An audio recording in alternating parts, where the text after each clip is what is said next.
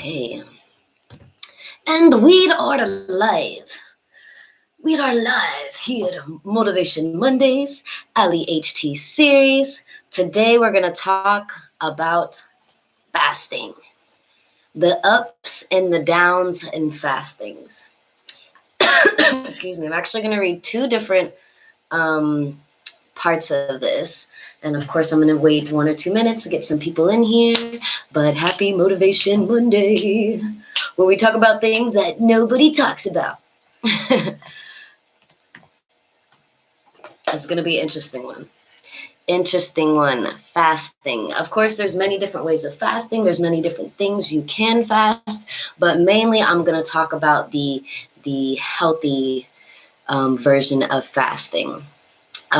For your health, not really fasting like TV or the internet or things like that. I'm going to talk about fasting food, and this one's going to be, like I said, muy interesting, muy interesting. TikTok is popping. The TikTok be popping. What's on TikTok? Remember that Cabbage Patch we was doing earlier? Who remember it? Who was practicing? Who was practicing the Cabbage Patch? While we're waiting on people to get in here, who was practicing the Cabbage Patch from Afro this morning, okay? This is the regular, and then with the sauce, you gotta push and push. You know what I mean? All right, it's 2 minutes. 2 minutes is in. I'm about to read Healthline. Harvard had something that was really interesting. And wait, hold on, I gotta do it here. Okay. The benefits of fasting, scientific benefits of fasting. Okay, bam. All right, so from healthline.com, this is what they say about fasting. Okay, despite its recent surge in popularity, fasting is a practice that dates back centuries and plays a central role in many cultures and religions. Defined as the abstinence from all or some foods or drinks for a set period of time, there are many different ways of fasting. In general, most types of fast are performed over 24 to 72 hours. Intermittent fasting, on the other hand, involves cycling between periods of eating and fasting, ranging from a few hours to a few days at a time. Fasting has been shown to have many health benefits, from increased weight loss to better brain function.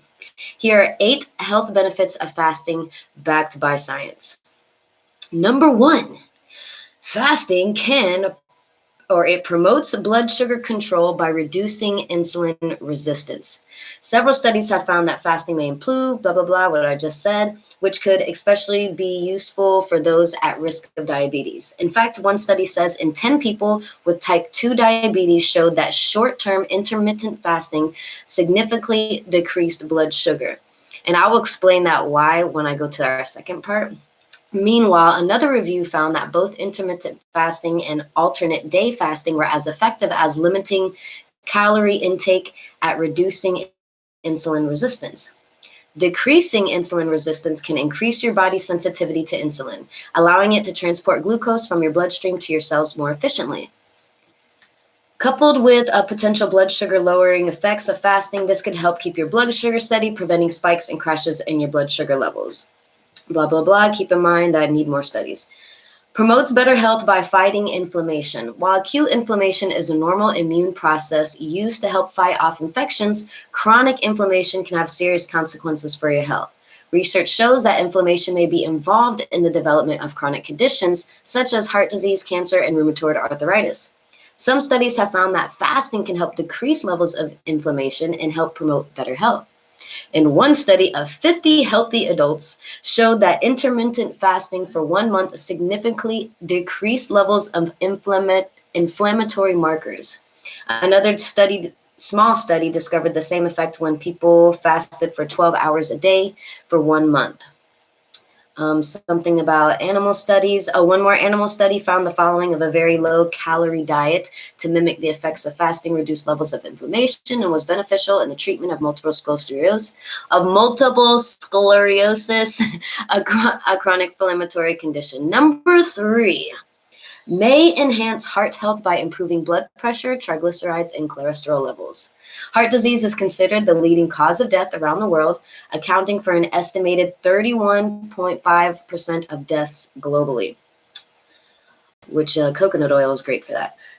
Switching up your diet and lifestyle is one of the most effective ways to reduce your risk of heart disease. Some researchers have found that incorporating fasting into your routine may be especially beneficial when it comes to heart health.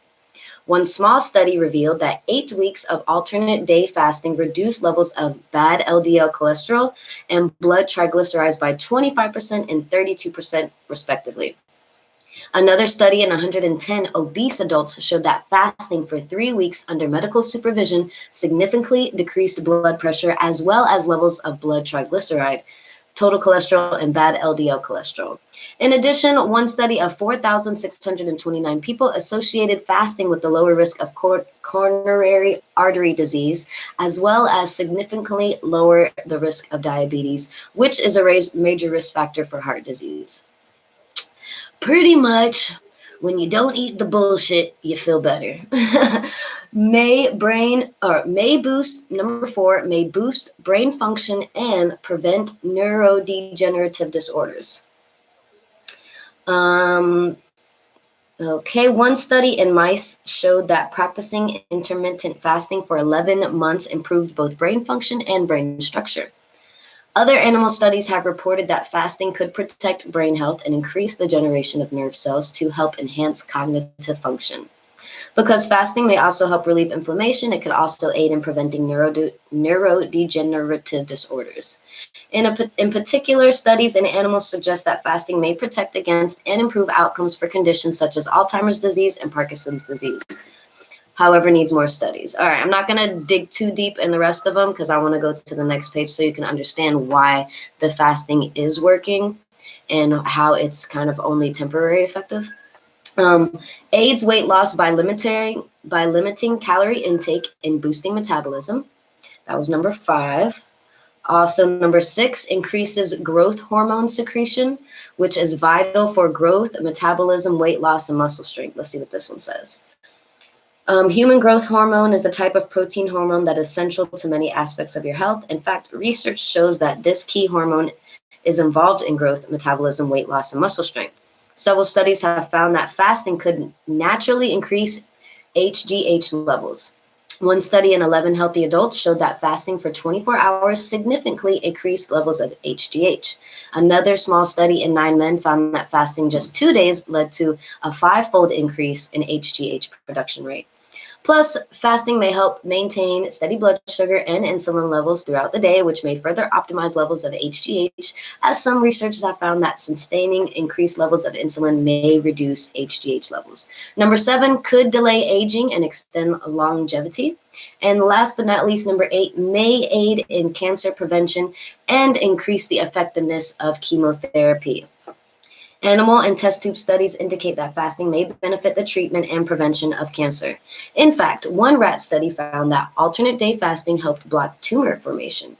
Similarly, a test tube study showed that exposing cancer cells to several cycles of fasting was as effective as chemotherapy in delaying tumor growth and increased the effectiveness of chemotherapy drugs on cancer formation. Wow, but why don't, okay, I'm not going to get into that. But if this is known, then shouldn't we be telling people? Unfortunately, most research is limited to the effects of fasting on cancer formation in animals and cells. I guess that's why. Despite these promising findings, additional studies are needed to look at how fasting may influence cancer development and treatment. I guess more studies are needing on all these things, but when it comes to the COVID vaccine, I guess I wasn't supposed to say that. Do we have that many studies before we just give it away? Okay, so Healthline says how to start fasting. There are many different types of fast, making it easy to find a method that fits your lifestyle. Here are the few of the most common types of fasting. Water fasting involves drinking only water for a set amount of time. Juice fasting entails only drinking vegetable or fruit juice for a certain period. Intermittent fasting intake is particularly or completely restricted for a few hours up to a few days at a time, and a normal diet is resumed on other days. Partial fasting. Certain foods or drinks, such as processed foods, animal products, or caffeine, are eliminated from the diet for a set period. Oh, I wonder why those particular foods, huh? Calorie restriction. Calories are restricted for a few days every week. Within these categories are also more specific types of fast. For example, intermittent fasting can be broken down in subcategories such as alternate day fasting, which involves eating every other day, or time restricted feeding, which entails limiting intake to just a few hours each day. To get started, try experimenting with different types of fasting to find what works for you. Safety and side effects, let's read that just in case. It says it may not be for everyone. If you suffer from diabetes or low blood sugar, fasting could lead to spikes and crashes in your blood sugar levels, which could be dangerous. It's best to talk to your doctor first if you have any underlying health conditions and or are planning to fast for more than 24 hours. Additionally, fasting is not generally recommended without medical supervision for older adults, adolescents, or people who are underweight. If you decide to try fasting, be sure to stay well hydrated and fill your diet with nutrient-dense foods during your eating periods to maximize the potential health benefits. Additionally, if fasting for longer periods, try to minimize intense physical activity and get plenty of rest. So it says fasting is a practice that has been associated with a wide array of potential health benefits, including weight loss, as well as improved blood sugar control, heart health, brain function, and cancer prevention. From water fasting to intermittent fasting and calorie restriction, there are many different types of fasting that nearly fit every lifestyle.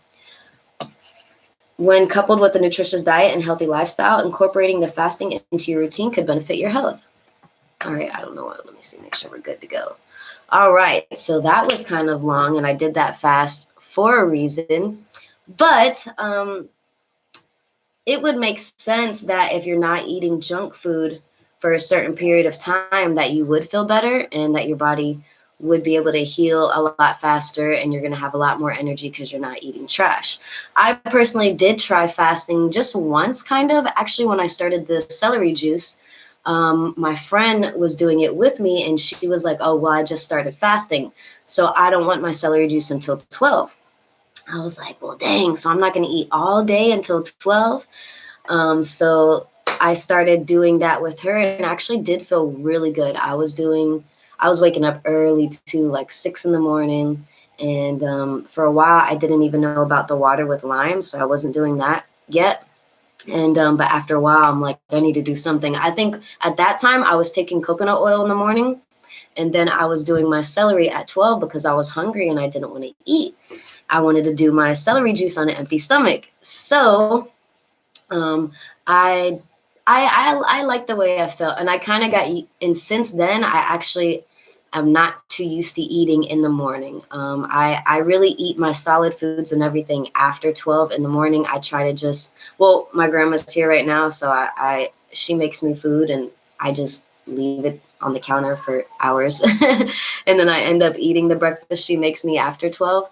But yeah, I've kind of made that a habit to, in the morning, I will just do my water with lemon. I do my celery juice and I have some fruits when I'm hungry again. And then after 12, I will eat, or at 12, I will eat some more solid meal. So now I'm going to read from the medical medium. So you can try and choose these things. Like, I'm not a doctor. This is not medical advice. This is just talking about different experiences and different studies and different ways to boost your immune system. So me personally, I am reading these things, but all of our bodies are very, very unique. So to really understand if it can benefit you or if it's not going to benefit you, you really just have to try it. So from the medical medium perspective, which I trust his beliefs and his studies a little bit more, what's up? Because the things that he talks about, and with my personal health experience, I've almost experienced everything he's talked about. And the information just seems legit because I've experienced most of what he's talking about. The fruit fear, just a lot of different things, which is why I really relate. And then since the celery juice just got rid of my cat allergies, I'm just addicted to his information.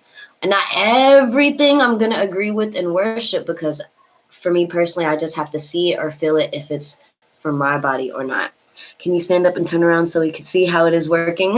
Really?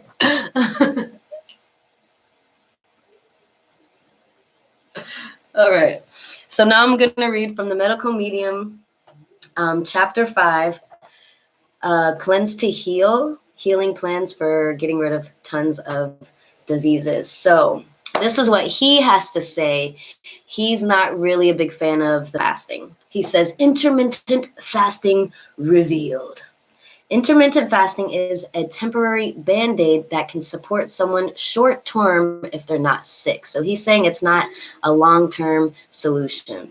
We shouldn't see it as anything beyond short-term support for not-so-sick people, though. And even for those people to get any positives, it needs to be done correctly. If you're an intermittent faster and you've come across this chapter, I'm going to offer you tips so that you can still do your intermittent fasting with the least consequences down the road for your body. It's best to eventually graduate out of intermittent fasting into one of the cleanses inside the book. So really just eat nutritiously and eat right, and you won't have to fast at the end of the day. When you're sick and trying to recover from a chronic illness or symptom that's impending your life, intermittent fasting will not give you the long-term relief you need. It can only, hey Justin, it can only hinder you, possibly even worsening your illness or condition. While I know so many people are into intermittent fasting, you shouldn't incorporate it into the 369 cleanse, which is specifically geared to cleanse the body. Intermittent fasting does not translate to cleansing. What is someone eating on the other side of an intermittent fast? What's going on with their health? There are complexities here that make it unwise to combine intermittent fasting with the 369 cleanse or any other cleanse in this book. If you're still looking for an intermittent fasting option, you'll find a technique at the end of chapter 16, morning cleanse, that you can try separately from the 369 cleanse. I know you're not understanding what these cleanses are, but we can talk about them later for people who are really trying to heal. Keep in mind that when you're intermittent fasting, you're never truly fasting. Not until you go 24 hours without food or beverages other than water can you call anything a fast. The body doesn't start its fasting process until the sun has risen twice. So if you're withholding foods in the morning or for most of the day and you eat a meal before 24 hours have passed, or you eat black coffee or even squeeze lemon into your water within those 24 hours, you stop the process of fasting from the beginning. That's not to say you should be fasting instead. While water fasting has its time and place, it should be done only with great care and in special circumstances. Point is, the name of this technique is flawed to begin with, which showcases that the experts in intermittent fasting are unaware of how the body processes really work. Why people like intermittent fasting?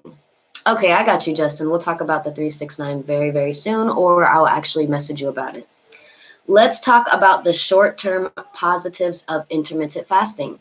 Not so sick people who like intermittent fasting say they feel clear and have more energy and better focus.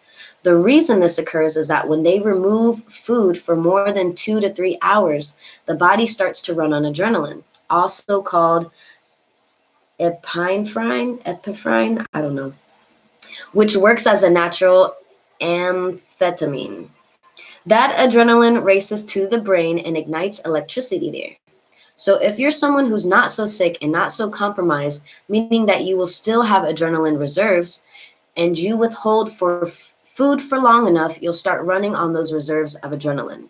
That's what brings the clarity, focus, and temporary energy.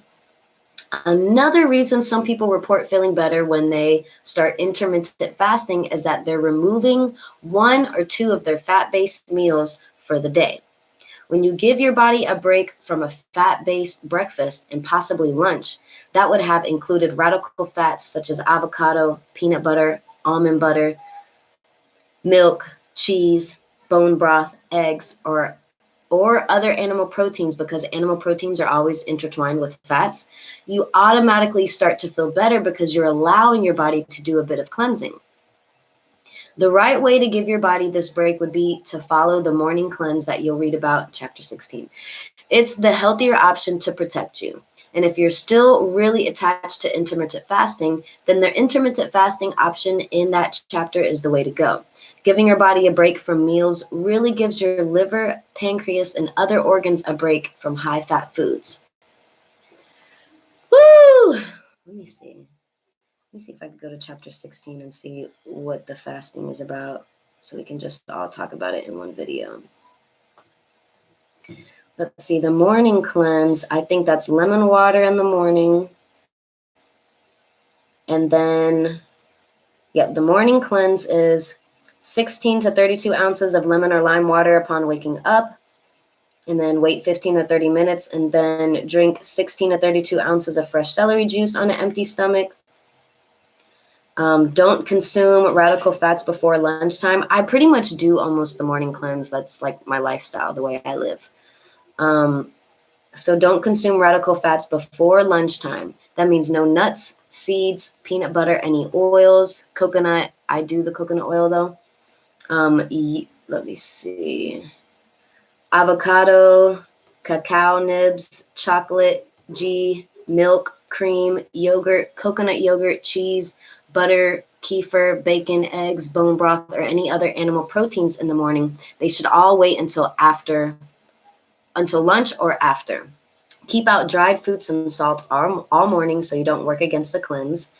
Also stay hydrated, making sure that it is possible you choose juicy, water-rich fruits during the morning. Additionally, drink a minimum of 16 ounces of water or coconut water, as long as it isn't pink or red and it doesn't contain natural flavors, over the course of your morning at some point after your lemon or lime water and celery juice. And I have 2 coconuts. If you want to elevate your results and you experience from the morning cleanse, okay, yeah. So that is the morning cleanse. That's just how I live every day. I do my lime water, I do my celery, and I do it Monday through Friday. And then on the weekends, I will eat junk food if I'm craving it, or if I'm just out and about. And I like to do that because then I appreciate the cleanse more, because I can feel the difference of how much energy I have Monday through Friday. And then on the weekends, I'm eating this trash and I can actually handle it a lot better. And sometimes I don't feel sleepy or drowsy or anything. If I stick through the Monday through Friday and I'm cleansing and eating right. Let me see. Does it talk about, let's see, how long? It says the morning cleanse guideline 2 weeks at a time. Or like, why not adapt it? Yep, I just do it. Let's see, morning cleanse tips. Okay, intermittent fasting option. While I don't really normally recommend intermittent fasting, this is an option for the intermittent fasting enthusiast. If you're going to try the technique, this is the proper way to do it. Drink 24 to 32 ounces. Dang, I'm going to start doing more than 16. 24 to 32 ounces of lemon or lime water upon waking up. Wait 15 to 60 minutes, which sometimes I wait a long time before I do the celery. Throughout your morning, sip at least 32 ounces of at least 30. I don't know about 30. I'm good at 16 right now. The 32, that's a lot. But I see a lot of people do 32, and a lot of people who even drink more celery in the morning, and people are addicted to healing. You can work up to 64 ounces of celery juice if you want, or more. Oh my God, I can just imagine myself on the toilet, like all the viruses and bacteria just. After you finish your celery juice, wait at least 15 minutes and then sip 16 to 32 ounces of lemon or lime water with 1 teaspoon of raw honey added. Oh my gosh, every so often I put honey in the lemon or lime water, not in the morning, but later on in the day. And when you're dehydrated, like the cup, my hand and the mind, and it just won't move, and I just down it. You have the option of replacing up to 24 ounces of lemon or lime water with up to 24 ounces of coconut water. If so, find a coconut water that isn't pink or red and doesn't contain natural flavors. And that's it. Stick with lemon or lime water, followed by the celery juice, followed by lemon or lime water with raw honey. Oh, I'm going to try that. That means you're not reaching for coffee, matcha tea, energy drinks, or bone broth. Caffeine is a drug. I am not recommending that you run on caffeine and withhold food all day, which is, there's a lot of diets out there like that. It's best to eat within 4 to 6 hours of waking. I don't do that. This is a safer version of intermittent fasting. I would still prefer that you adopt the morning cleanse of one of the other or one of the other cleanses in this book. I would say, let's see, if I wake up at 6, no, I probably am eating fruit by like 10:30 or 11. This is a safer version of blah, blah, blah. I would prefer that you adopt the morning cleanse or one of the other cleanses in this book. While my normal recommendation is not to treat celery juice as a meal replacement because it's not a calorie source, and therefore I usually say to follow it up with breakfast after 15 to 60 minutes. There are intermittent fasting enthusiasts out there who wonder how they can incorporate celery juice into their lives. This option is the answer. This option fits within intermittent fasting because in the course of your morning, you're not adding any fat calories. When you intermittent fast, what you're really taking a break from are fats. And it's unknown that it's this break from fats that helps some people maintain or lose weight temporarily. And one of the real reasons that some people feel an improvement of energy and clarity when intermittent fasting is because the energy would normally go into digestive strength to break down fats in the morning is transferred to other body systems. There are more sustainable ways to lower the fats in your life for more lasting results. Methods explored throughout this book. The intermittent fast that incorporate coffee with butter aren't giving your body true relief because they're still bringing in fat, not to mention caffeine, a drug. Limiting your morning to lemon or lime water, a teaspoon of raw honey, celery juice, and optional coconut water limits calories and keeps out food, as intermittent fasters desire, while also doing what you really need to get results with your health. Keeping fat out of your morning so your body can remain in its cleansed state from the night before. The option we just reviewed gives you that respite from digesting fats. So does the morning cleanse and every other cleanse in this book. Once again, that's Medical Medium Cleanse to Heal. And he says at the end right here, Spirit of Compassion, which is where he says he gets all his information from. Since he was a little boy, like the Spirit of Compassion has just been telling him certain things about the earth and the world and chemtrails and this and that. And he's just been healing people since he was about 4 years old. Spirit of Compassion has always said to me throughout the years of helping so many people heal that knowing the true cause of why you're sick is half the battle won. And that's so fucking true. Knowing what to do, what to take, and how to apply those tools is the other half the battle won.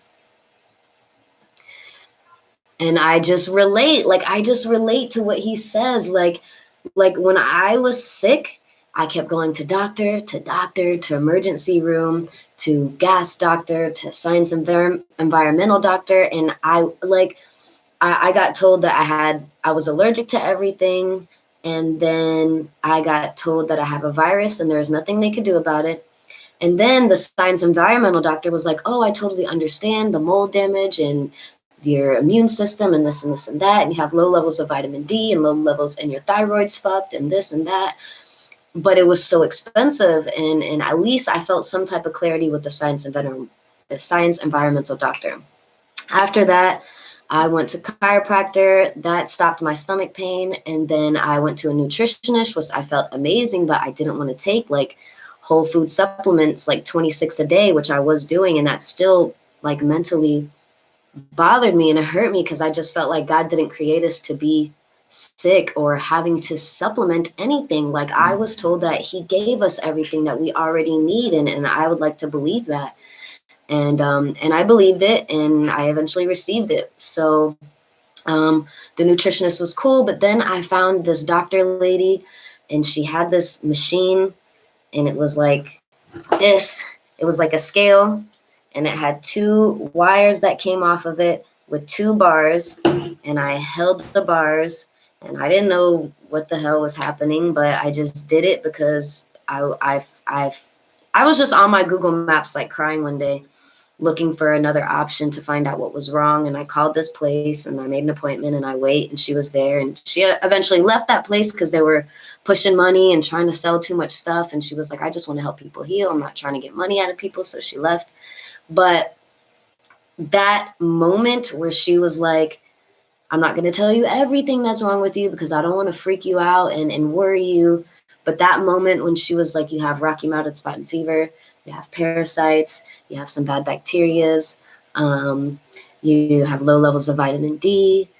Oh my God, she said a lot of things. Same thing, my thyroid was fucked. But then she gave me a little piece of paper that said a lot of things, but then she assured me like, yeah, you do have all these problems, but with time and patience and changing the way that you live, it's a easy fix.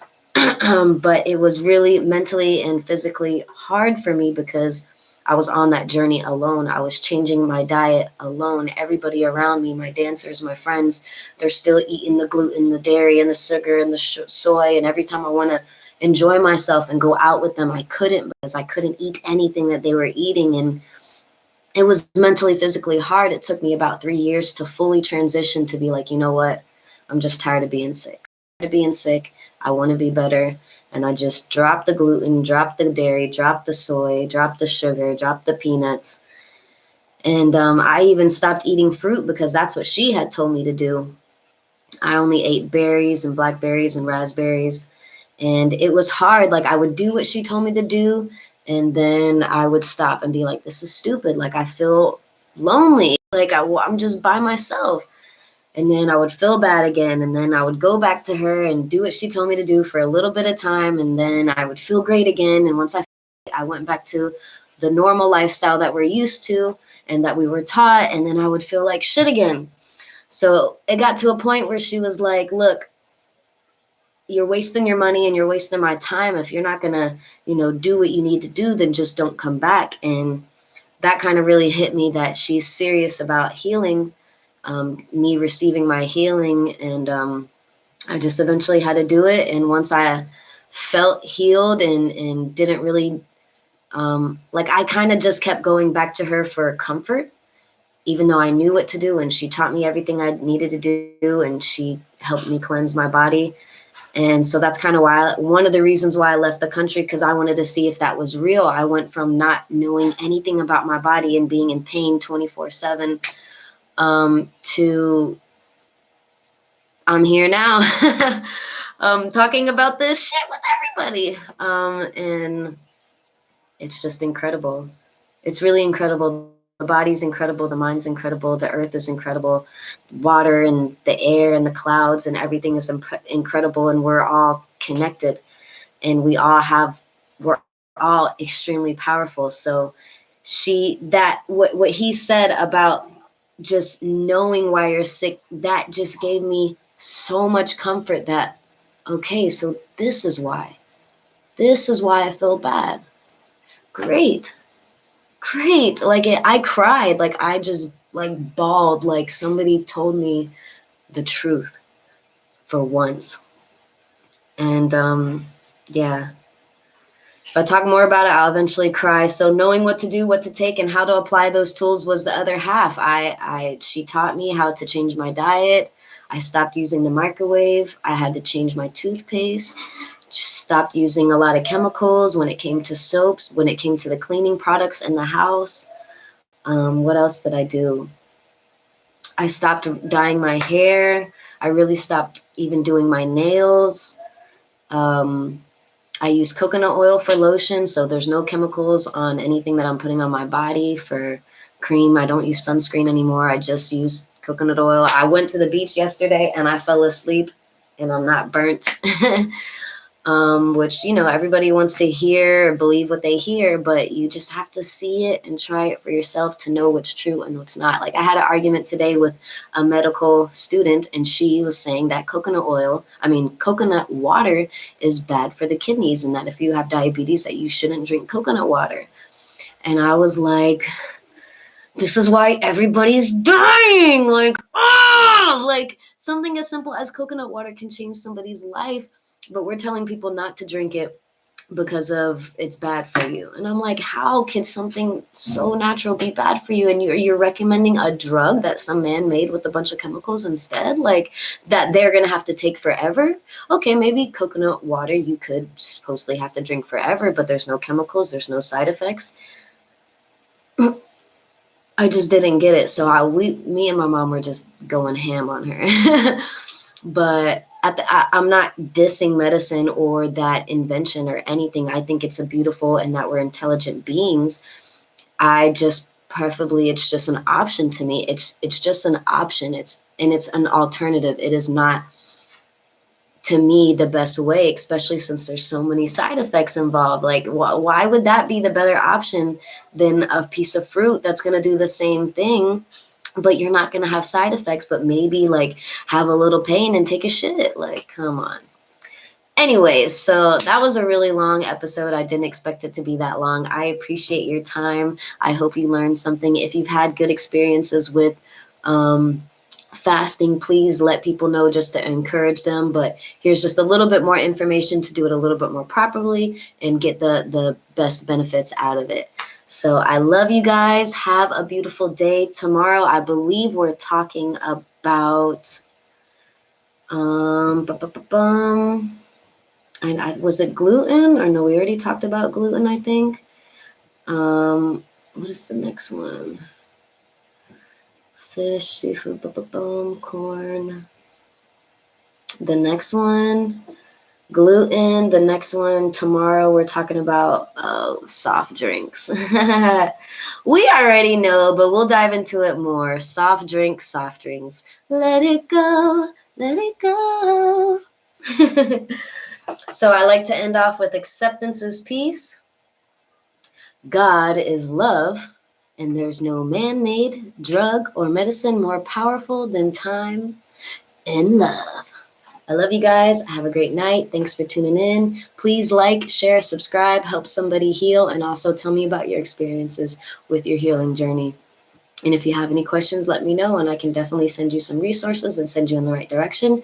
And I'm more than happy to motivate you and just, be that cheerleader, because I didn't really have one. And I think it's just a lot easier to have somebody that's like, don't forget your lime water.